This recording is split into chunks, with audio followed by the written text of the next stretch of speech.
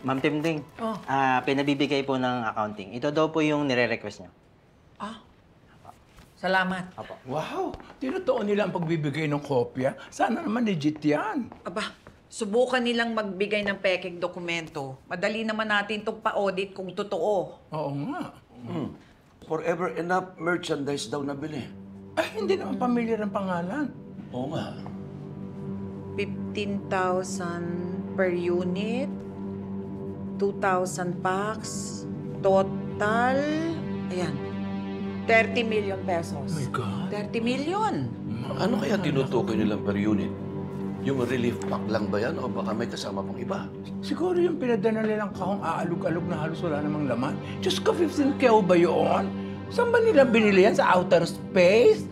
Naku, darling, overpriced yan. Nakakaloka. Oo. Hindi naman nakakagulat yung kung palubuhin nila ang presyo eh. Dating lakaran na yan. Kumpiyansa ang mga girero na ibigay ito sa atin. Sa palagay nila, wala tayong madidiskubre. Pero sa tingin ko, dito na magsisimula.